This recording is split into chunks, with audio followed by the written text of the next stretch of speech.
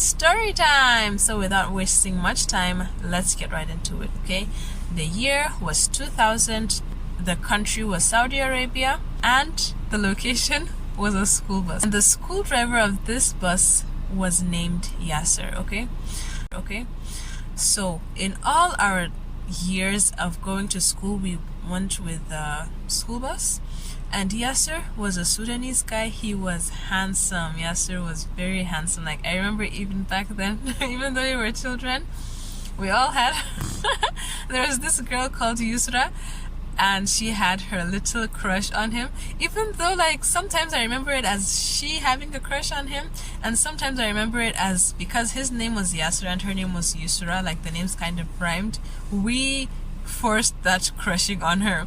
It was either, I can't remember exactly which one, but it was definitely either. He was jovial, he was sweet, he was kind, he was so patient.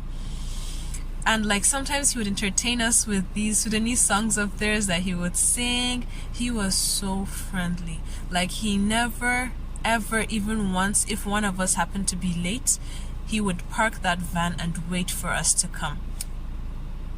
Like, he was that patient. And Yasser was a great man. Okay, he was the best school driver we ever had. Like, he was just amazing, and he was like this really devout Muslim. He also really cared about his deen, and he was so nice and so sweet as compared to the other Pakistani, Indian, or Saudi bus drivers that we had that were usually racist and treated us more like kind of baggage that needed to be picked up and dropped at different locations, and not like as human beings like Yasser had done. So we had tried to do the usual, looking for his trouble. Not really looking for his trouble, teasing him, talking with him, and just, being kids, okay? But that day, Yasser was not forthcoming. He was not jovial. Like, he didn't even look at us. It was really strange because this was so out of character for Yasser. But then we were like, maybe he's having a bad day. Let's just ignore him, because he's ignoring us. We'll ignore him back.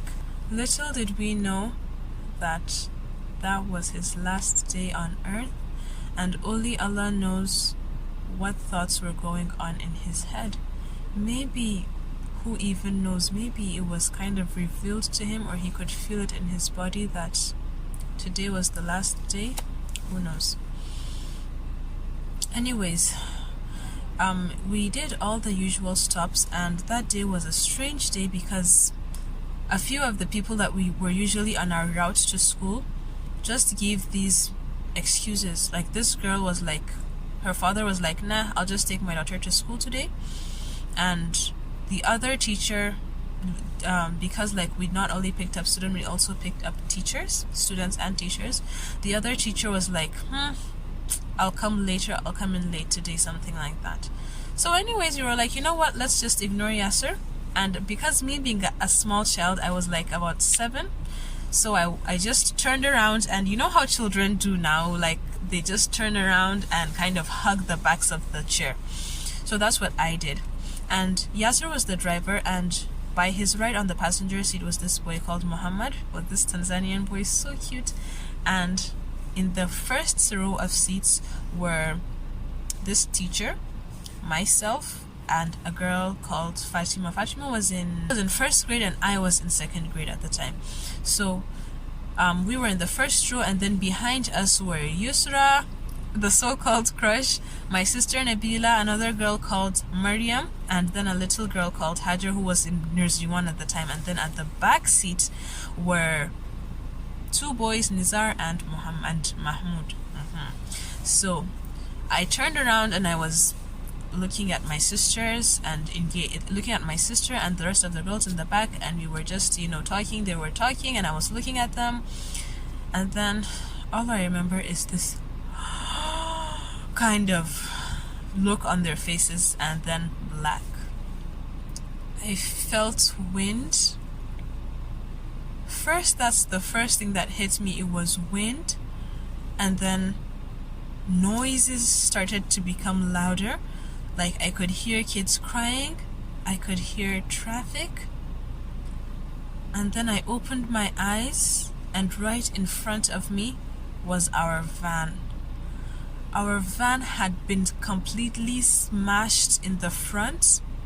There was shattered glass surrounding the van, like it was the glass was shattered all over the road, and there was blood dripping from the van and running down the road. That was the first image I saw when I woke up. And like I remember many days later, that was the image I kept having nightmares of. This van. It was a gray van, this like kind of painted like in a kind of bluish gray paint, and it was smashed and like totaled. So I sat up, and it was then I noticed that I was actually lying on my sister's lap. I was about 7 at that time, and my sister was 9. And everybody was crying. We were all kids. Like the oldest amongst us was 11, maximum 12. We were all crying. Everybody was confused. Fatima was sitting by the side, and Fatima like is the gentlest, quietest. Like I don't know if she was a mouse in a previous life, but she is so quiet, so gentle, so silent.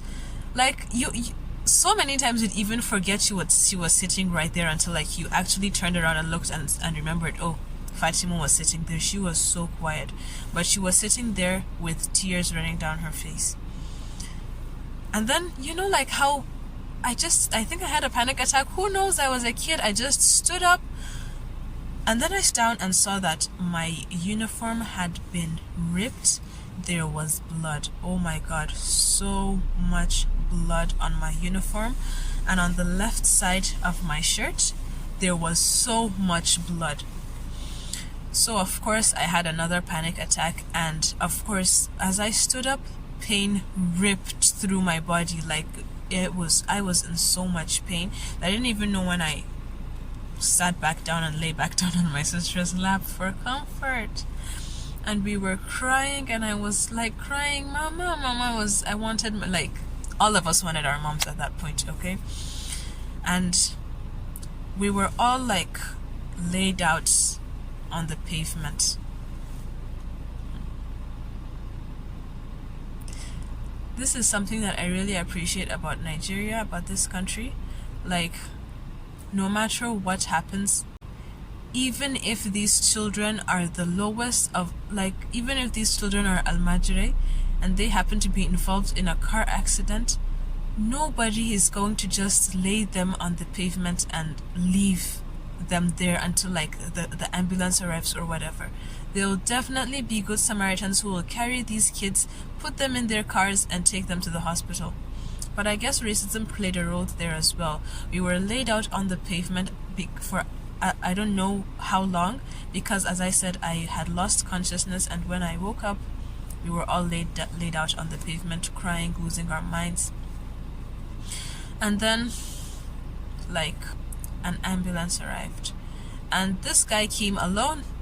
He parked his ambulance vehicle, and then he like sort of scanned the area and saw that it looked like I was the most hurt. I and Fatima were the most hurt, or had he had a conversation with the older ones and asked who were the most critically injured, and they were told that I and Fatima. I don't know, but as far as I know, he just came and scooped me up and put me in the back of the van.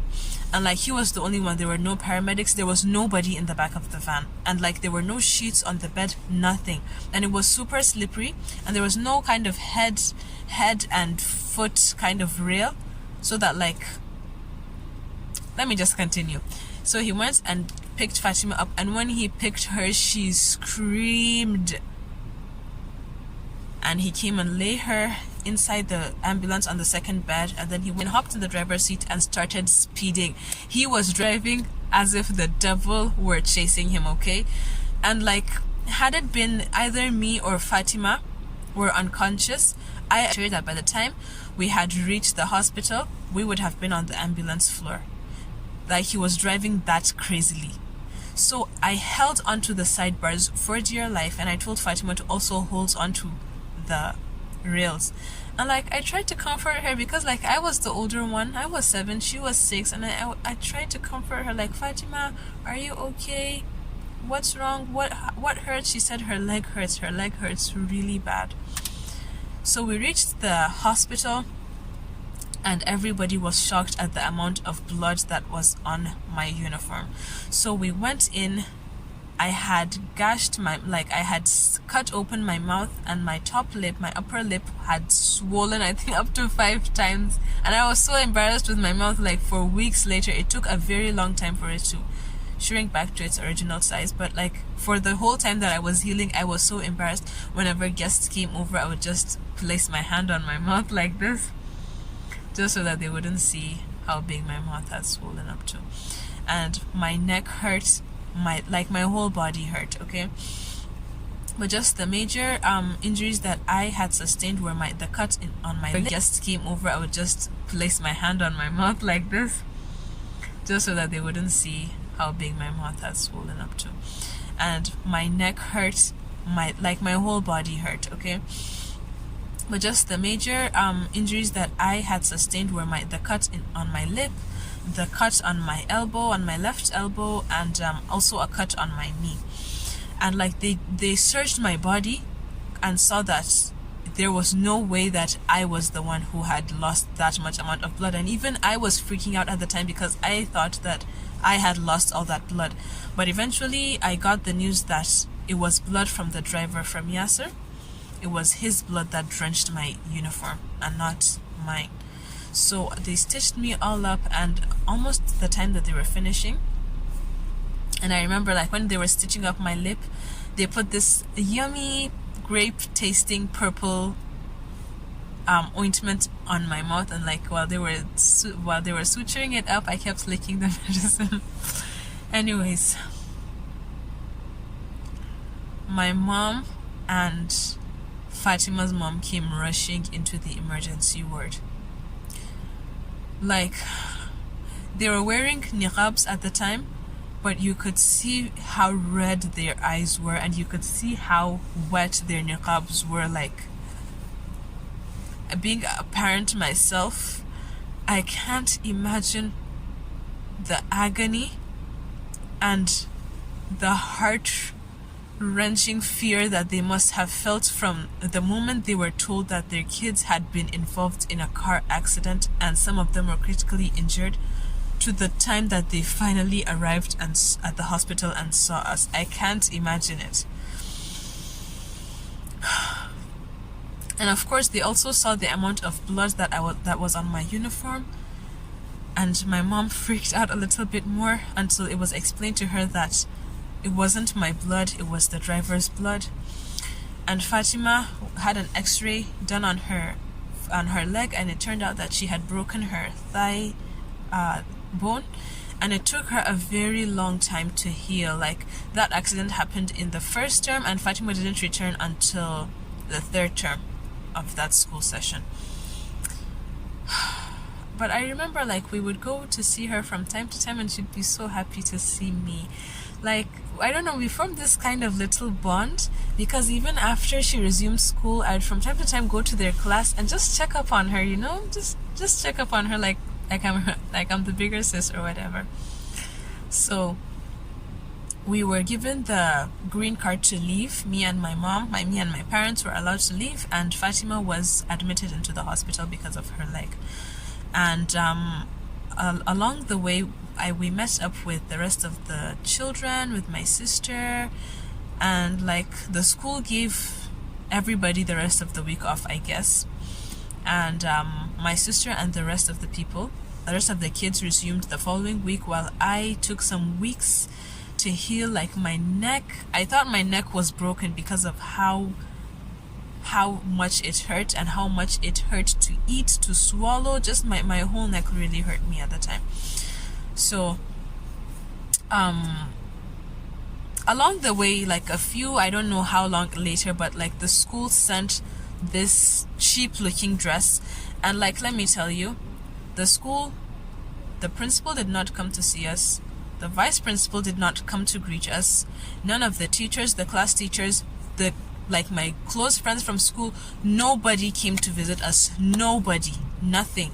Nobody even called. Nothing. So like this is something I really appreciate again.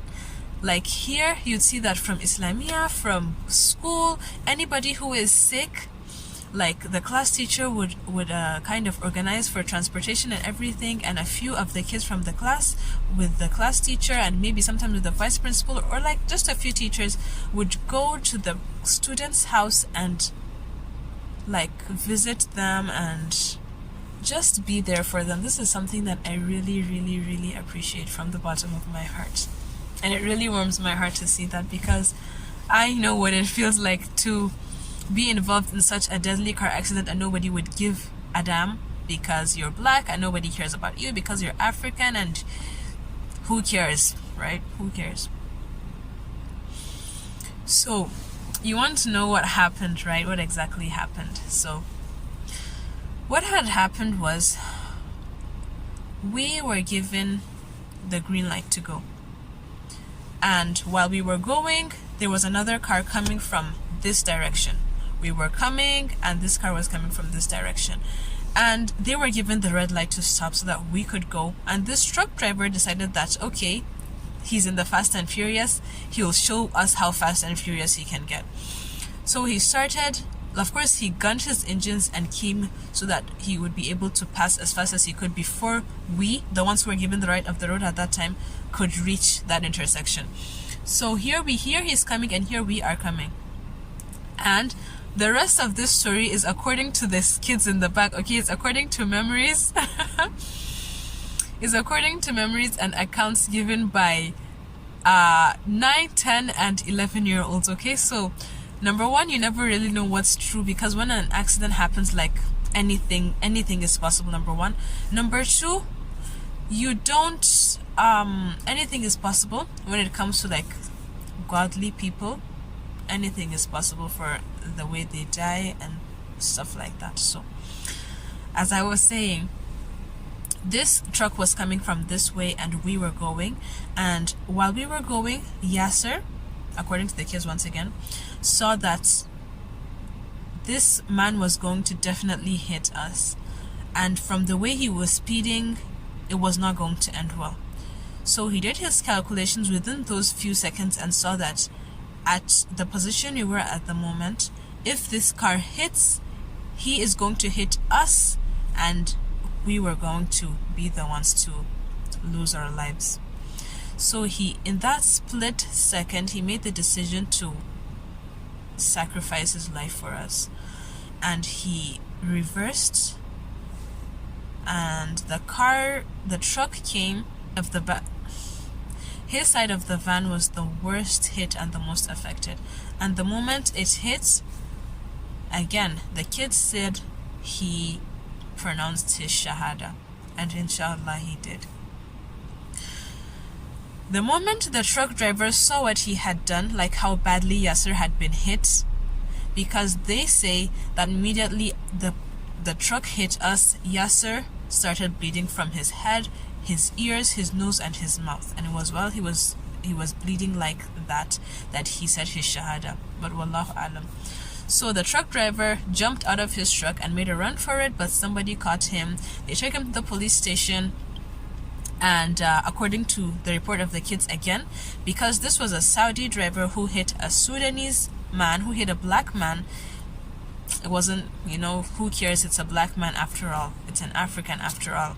So they just gave him 3 days in prison and he was later released. But again, wallahu alam if that's the truth or not. So Yasser got hit, he started bleeding, and meanwhile the people in the back, that's us, the kids say, I fell to the floor, and all the rest of the kids just stumbled on me and I couldn't breathe, and that's why I lost consciousness. And Fatima broke her foot because after the accident happened, like she was tossed all over the bus, and then she landed back on a seat and broke her leg. And somebody said that the little Hajar girl that I was telling you was in the back, she was thrown out of the window. Some said she wasn't thrown out of the window. I don't know. I will have to ask Hajar. And then the boy called Nizar, like, who is the hero of the story, who's the self-imposed hero, because he said immediately the accident happened and Hajar was thrown out of the window, he quickly jumped out of the van and came out and stopped the cars from crushing Hajar. And then he ran to the nearest booth, which is true. This part of the story is definitely true. He ran to the closest booth he could find and called the school. Like, which 11-year-old knows the number to their school? Like, Nizar was definitely the 11-year-old heroic legend at the time. So he calls the school, he calls his parents, and then the school relays the information to the rest of the parents.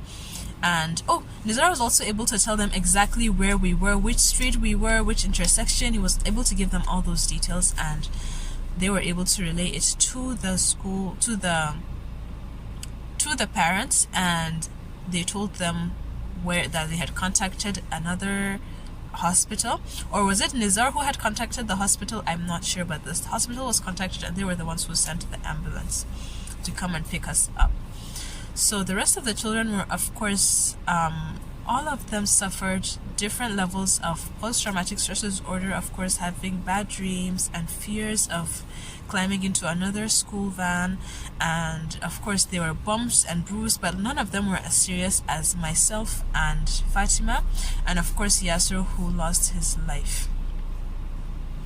Like, I wish to this day that I could get in contact with one of his children, because it was said that he left behind a wife and 4 children. So, like, I really want to get in contact with one of these children so that, like, I could thank them. Like, thank you. Because it's not easy, and being a child, of course, you'd feel that it's not fair. Why did you have to lose your father in order for some kids to live? Like, these kids lived and they still have their parents. But, like, we lost our father and we lost everything, you know? Please include Yasser in your prayers. May Allah bless him. May Allah bless him with the highest levels of Jannah. May Allah forgive him all of his sins. May Allah make him a shaheed. And may Allah unite us again in Jannah. Because, like, I know 100%, like, I am 100% sure, if it happened to be one of those Saudi, Pakistani, or Indian drivers, none of them would have thought twice to, like, just let us die, because at the end of the day we were just black people and African people living in Saudi Arabia, and who cares about black people, who cares about Africans? They would definitely have let us die. But then we were blessed with Yasser, who gave up his life so that a bunch of kids could live. May Allah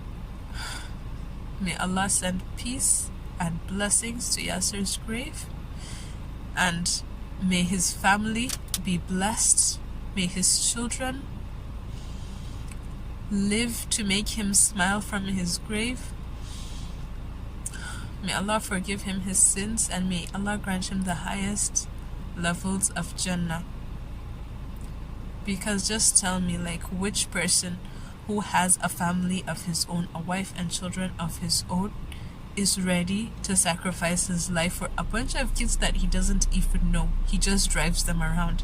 Like, this shows you that he didn't joke with his amana, because of course this was an amana given to him, and he didn't play with it. He would have rather lost his life in protecting that amana than Allah was to die.